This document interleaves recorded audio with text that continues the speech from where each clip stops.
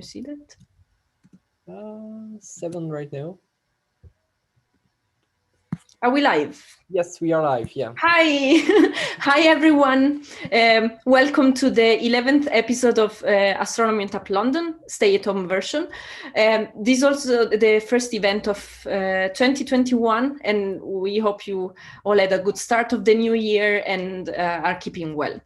So, as you imagine, the plan of going live in a pub is still quite far away, but this means that we can also reach more people in different countries. So now let's pretend we are in our ideal astronomy on tap setting. Please grab your drink and snack and make yourself comfortable. And if you like, let us know in the chat the city or the country where you're watching us from, so we can dream of reaching you all virtually. Thank you for joining us today. I'm hosting the event as usual with Corentin. Hi, Corentin. Hello. And so let's start with the introduction of our speaker, Dr. Susan Pyne. So Susan is a researcher at UCL, mainly interested in cosmology, but today she's going to talk about another very important topic, which is women in astronomy. And as you may have read from our announcement of the event, we tend to have a quite biased view of an idea of astronomers of the past, because the first idea that may come to our mind is a male and white astronomer. However, Susan today is going to focus on a few key astronomers of the 20th centuries, which gave a huge contribution to astronomy. So Susan, before starting a career in astronomy, you followed quite a different path, right? And so we wanted to know what brought you into this field and in a later stage of your life. Yes, well, it's probably, I should have done it earlier in my life, but I probably made a mistake because I originally did maths and I did an MSc in quantum mechanics. And when I finished that, I could have gone into research, but I decided I wanted to earn some money. And so I went off and did a completely different career, still using my maths. But later on, just for interest, I started doing open university courses. And then I thought, oh, I might as well get a degree. And so I did a physics degree. And during that, I got really interested in astronomy and cosmology in particular. And I finished that. And then I thought, what am I going to do next? I'll do a PhD. So I came to UCL and did a PhD, and that's how I got into it. But I really think that I should have done it earlier. It's a shame, but there you are. Well, but that's inspiring, and you also got a variety of expertise in your career, so that's also very valuable, I think. It's all useful. All the experience you get is useful. Yeah. Yes. Yeah. Thank you, Susan. So before giving you the floor, I want to remind you that after the talk, there will be a Q&A session. So please post your questions in the chat or already during the talk if you have any. And now, as you know, we usually post questions connected with the talk before the event. So Corentin, please, would you like to go through the questions? Yeah, sure. Yes. All right. So yeah, today we had two questions, which hopefully will be answered by the end of today's presentation. The first question is from these telescopes. There are two groups, the orange one on the top and the green one, sorry, on the bottom. And the question is, what is the difference between the two groups of telescope? What is special about them? The top one compared to the bottom one. So if you have the question, don't hesitate to post it on the chat, which is either in this direction or in this direction. I always get confused.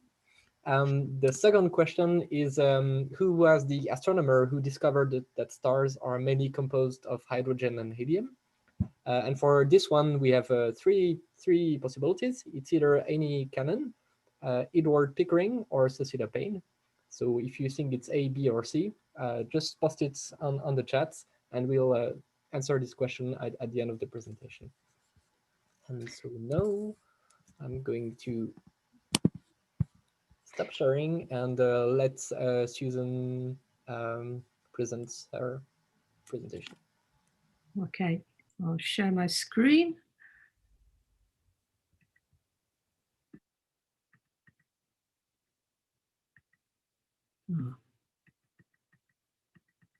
the beginning, sorry. Right. Okay, so I'm going to talk about women astronomers, as Chiara said. And I was inspired to do this because there was a previous AoT talk where it was commented that all they were talking about was white male astronomers of the past. And I thought, yeah, okay, astronomy isn't as diverse as it should be, even now. But actually, there have been, in terms of gender, some women who've made really big contributions to astronomy. And I wanted to talk about some of those. Now, what you can see here is just a rather random selection of women who worked in astronomy, mostly in the 20th century. And you can see there's quite a lot of them. But I can't talk about all of those, although they're all quite important. So I've just chosen 3 of them to talk about tonight, these 3. And they are Cecilia Payne, Margaret Burbidge, and Beatrice Tinsley. And I chose these really because they did really cool science, not initially because of their lives or anything like that. And between them, they asked some really fundamental, important questions about the universe. What are stars made of? How are the heavy elements created? That's the elements that are heavier than hydrogen and helium. And how do galaxies evolve, which is still a very hot topic in astronomy. So I chose them because of the science, but actually I'm going to talk not only about their science, but also a little bit about their personal lives, because partly because they are women, inevitably their careers and the research they did was influenced by the fact that they were women, especially in the era when they lived. So I'll start with Cecilia Payne. And she was born right at the turn of the 20th century and in the UK. And she actually was given quite a good education for a young lady of the time. And she went up to Cambridge University, to Newnham College, which you can see here, to study botany and chemistry. I think botany is a girl's subject. But while she was at Cambridge, she became very interested in physics.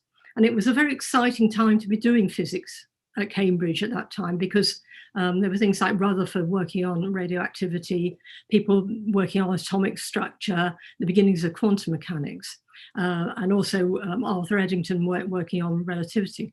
So Cecilia started to take courses in physics, and she determined that what she really wanted to do was research in astronomy.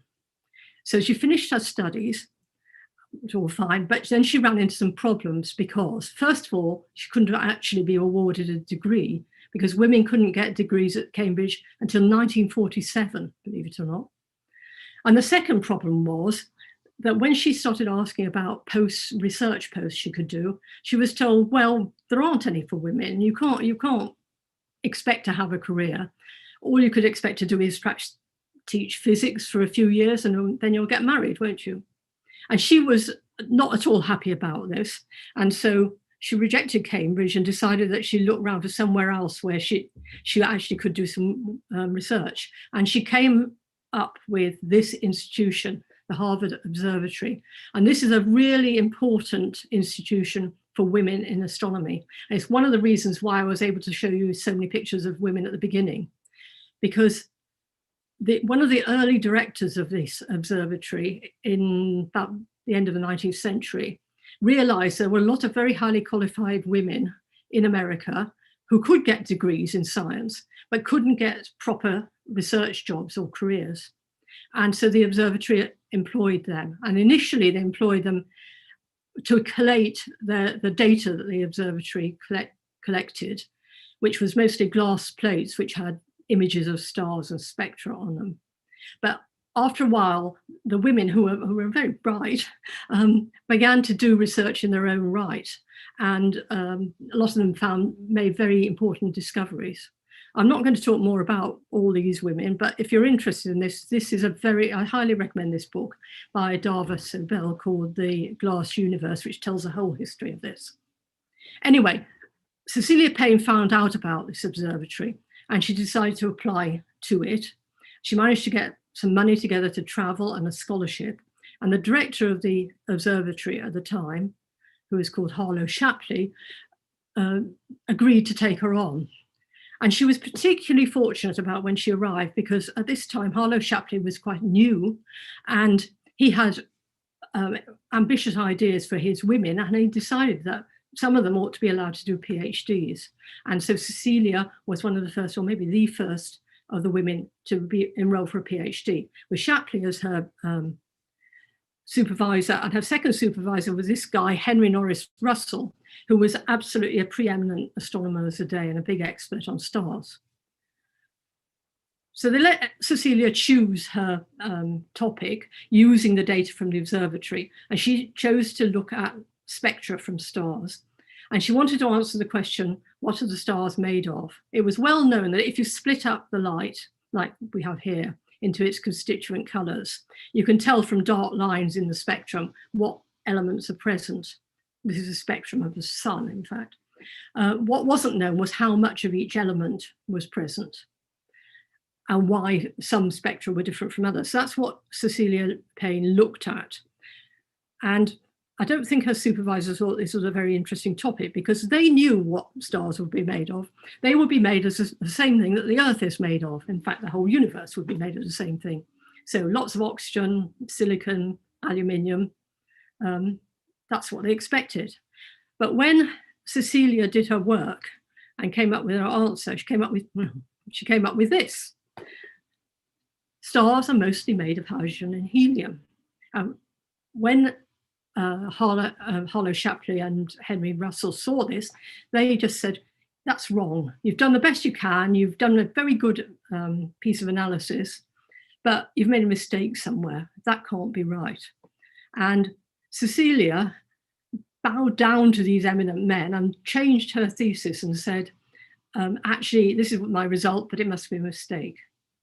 And the irony is that a few years later, other people, including Russell, looked at this again, and they came up with the same answer as her. And because of that, she probably didn't get the credit she deserved. And of course, she was right. We know that this is a composition of stars.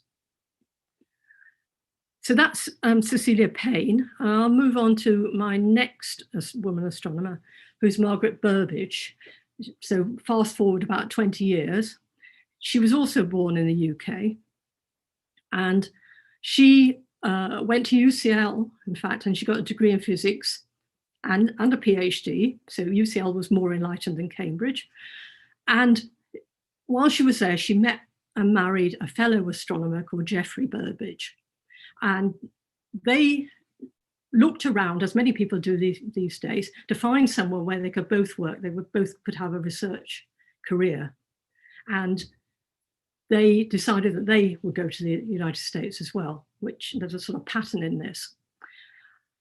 So Margaret was essentially an observer and Geoffrey was a theorist. So she applied to observatories for hands-on jobs with telescopes. And she was absolutely shocked to be told that she wasn't eligible to get such posts because she was a woman. It wouldn't be safe for her to be alone at night in the observatory. The accommodation wasn't suitable. She couldn't have those jobs. And she was so shocked by this that it remained with her for the rest of her life. And she became a very strong advocate for less discrimination and more opportunities for women in astronomy. Anyway, eventually Geoffrey and Margaret both got jobs and they settled down to fairly successful careers. I'm going to talk about the main thing that Margaret is known for. So we're now talking about the early 1950s. And at that point, a big question was, is the universe in a steady state, as Fred Hoyle had suggested, or did it start from a big bang? And one of the attractions, perhaps, of a Big Bang theory was that it might explain how all the elements were formed, because when the universe was very hot and dense after the Big Bang, it might be possible to have all the reactions that are needed where different nuclei collide together and make the different elements. But it had already been worked out that actually no elements heavier than helium, or lithium maybe, could be formed early in the universe. And Fred Hoyle has suggested that remaining elements would be formed in stars. And this is where Margaret led work on what's a very influential paper, which is usually called B²FH, after the two Burbidges, with Margaret as the main author, a guy called Willie Fowler and Fred Hoyle himself. And there they are. And what they did was take all the knowledge that there already was about what might be going on in stars and look for gaps in it, look for inconsistencies in it, and put the whole lot together into one single monumental paper, which set out everything that was known about the formation of elements, and produced a complete scheme for the creation of elements like all the heavier ones like oxygen, nitrogen, carbon, up to iron and beyond. And this was a really fundamental paper, which still has stood the test of time. It really put this whole subject on a very sound basis for future astronomers. Keep up. It's running ahead of me, this. So just to go back to Margaret Burbidge, she did have quite a successful career after that. But this was her sort of masterpiece and the thing she's most well known for.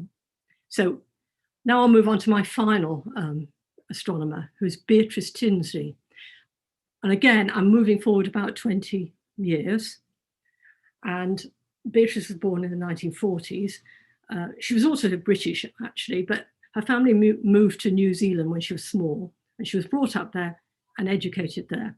And she went to university at Canterbury in New Zealand to do physics. And while she was there, she met a guy called, another physicist called Brian Tinsley, and got married. And she was looking for a research career. And she was amazed to discover that she actually wasn't allowed to work at the same university that her husband was already working at. So she couldn't work at Canterbury if he was. And so once again, the Tinsleys decided they would move, find somewhere more congenial. And they, again, went to the United States, and they went to Texas. And Brian got a job at the university there, a research job, but Beatrice still had trouble getting any sort of reasonable work or embarking on any research. And eventually she enrolled at a different university in Texas for a PhD. And by that time she had a family and other responsibilities. And she had this PhD meant she had to commute hundreds of kilometers every week just to get her work done. But she did it. And the topic she chose was the evolution of galaxies, which actually wasn't a very fashionable topic at the time, because it was thought that galaxies were actually rather stable, fixed things, which didn't evolve much, didn't have much of a life cycle. And so they might be spiral, they might be elliptical, there might be different colors, but that was it. And her insight was that galaxies must evolve because the stars that make them up evolve. And this has actually been shown by people like Henry Russell in the past. Like we know that our sun will go through a red giant phase and then become a white dwarf. And Beatrice worked out a way of using the information about the stars to find out about the evolution of galaxies. And this was really important at the time, because now we're into the early 60s, 1960s. First of all, it was support for the Big Bang Theory, because if galaxies evolve, then the universe isn't in a steady state. I don't want to go to that yet. And secondly, it showed what a lot of information you can get about stars and about the universe from galaxies. And that's still the case. Now we know that galaxies do evolve. They've got a very complicated and complex life cycle. And this is from a state-of-the-art simulation showing the formation of a large spiral galaxy. And you can see all sorts of mergers and collisions. And also sometimes it makes lots of new stars, sometimes it doesn't.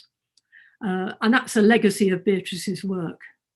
Unfortunately, Beatrice's life wasn't that successful even after she published her initial work, because she struggled to find a permanent post. She had to move away from her family. Her marriage broke up. And it wasn't until she was in her late 30s that she got a permanent post at Yale.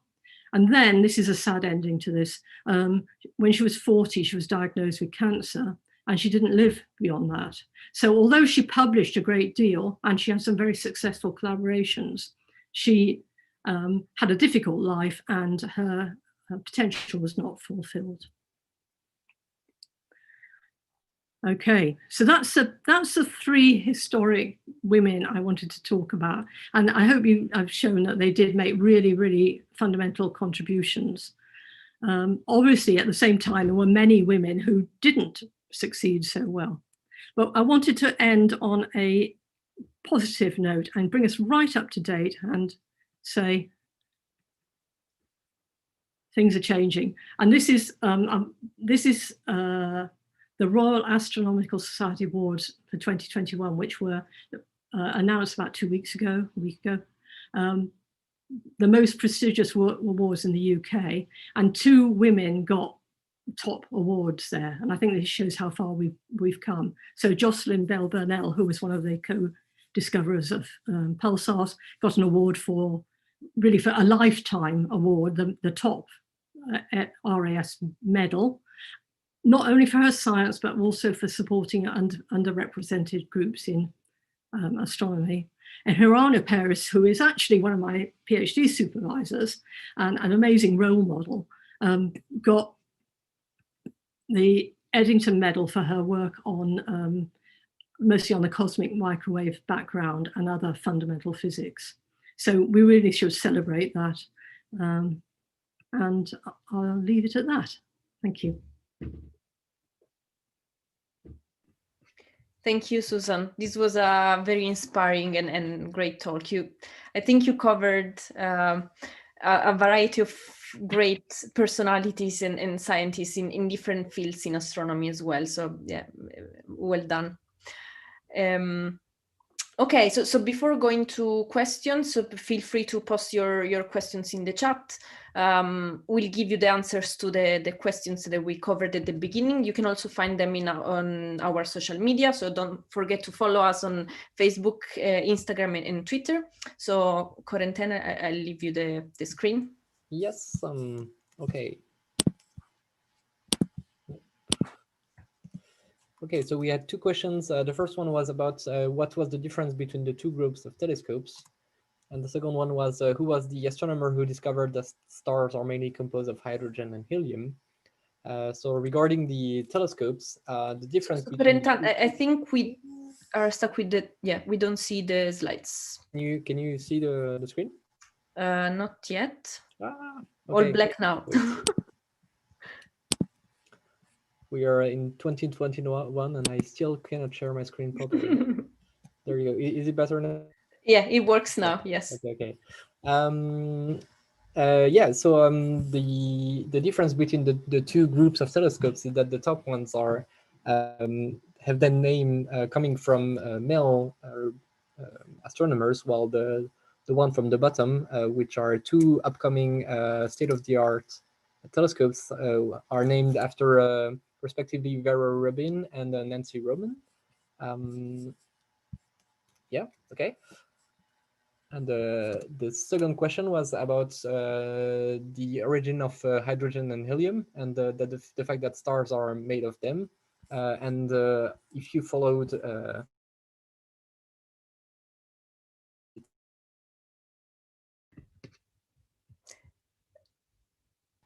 I think Corentin may have some connection issues, so we lost him. But anyway, yeah, the answer was Cecilia Payne, and was mentioned also during the talk. And Susan, we were discussing before the beginning of the live that it is not common to think about a telescope with a women astronomer's name, and indeed the 2 telescopes that we have in the question are actually telescopes that have to be launched or to have first light in the next few years. Yes, indeed. I mean, it shows, I think, in the past, probably telescopes were called after men without anybody really thinking about that. And now perhaps more effort is made to think more diversely. Yeah, indeed. Also, so things are progressing, luckily. So yeah, many people are thanking you for the amazing talk, and we also have a question. So what can we do going forward to promote equality and diversity in astronomy and also in academia? Yeah, I think that it's generally thought, and a lot of people have thought about this quite hard, not me, that really it's important that girls, when they're quite young, when they're at school, are exposed to physics and understand how exciting it can be, and perhaps not necessarily given role models, but just realize that it can be for them. It's not, you don't have to be super brilliant, and you just have to be interested in the subject and you can do it. And it is very exciting. But a lot of girls somehow switch off or choose the wrong subjects at school, and they don't ever get into the pipeline, if you like. So then they lose the opportunity. So telling the stories to younger people is very important, whether it's about the history, like I said, or about the science itself.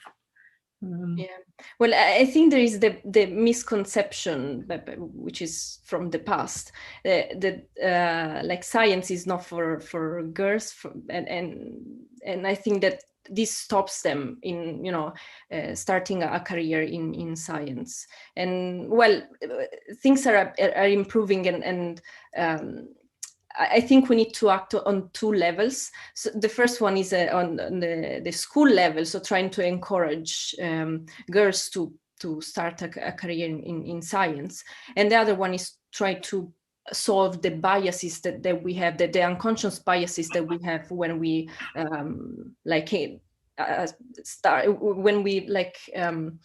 I cannot find the right word, but we assume more people. We give jobs to new candidates. Yeah, yeah, it's certainly better than it used to be, and certainly some of the blatant discrimination that I described couldn't happen now, I hope. So, Corentin, you're back. I'm back. We lost you for a while. I cannot see more questions in the chat. Let's wait maybe a couple of minutes more. Yes, there is another one. Do you think that the people at the Harvard Observatory had gender equality in mind when giving these opportunities for women, or they simply saw an opportunity for qualified and cheap labor? I think it was probably before the days when people thought about gender equality. And actually, I think they did it in a benevolent way. They weren't just looking for cheap labor, although it was cheap labor, but they genuinely thought that there were a lot of women who were well qualified, but just didn't have an outlet for their qualifications and their intelligence, if you like. So it was done, I think it was done with good spirit and not just cheap labor. But I don't think there was anything about trying to give women an equal career with men. I don't think a woman could have become a director at that time. Or, yeah. And I have to say, I think a lot of the women were not too unhappy about this situation. And even when they weren't, they were allowed to publish in their own name, but sometimes they had to sort of bow down to the male that they were working with, or put their name second when they'd done the work. And most of them were not too unhappy about it. I think they were just pleased to be able to do something useful at all, and that made them think about things. Yeah, and I think it was the only way to start the fight, for progress. So. Yeah, and actually, because they achieved the things they did, perhaps they then showed succeeding generations that it can be done. So, they did do something for gender equality. I was going to say something else we talked about earlier about it. Actually, I chose the three women because I thought their science was interesting. But then I realized the three women I selected are not actually very diverse themselves, because they were all born in the UK. They're all white. They all went to work in the United States. And there's something about, either that's me or the internet where I selected it from, that there are only certain parts of the world where there was really possibility of women working in astronomy. These few women I talked about were actually themselves quite fortunate that they were in the right place at the right time, despite their difficulties. And also we have a comment in the chat. So Corentin, in case you... Yes, yeah, we have a comment from Anita Maguire, who's thanking you and saying that it's a great timing for the talk, given Hirania's extraordinary achievements, being awarded the Eddington Award. So I guess everybody is pleased at UCL to be working with someone as brilliant as her. Yes, I forgot to say, well, of course she's at UCL because I was, but yeah. Yeah. Okay, so I don't see more questions or comments. So thank you everyone for joining. I think we can cover more of these topics in the future. So it's important not to just focus on scientific topics, but also on, for example, personalities that made great contributions in our field. And we can also cover more minorities, so that this is also very important. Well, on this note, I want to send a big virtual hug on all the women that are contributing in astronomy and in the broadest sense of the word women that you can think of. So thank you, and see you in 2 weeks. Thank you very much, Susan, for this talk.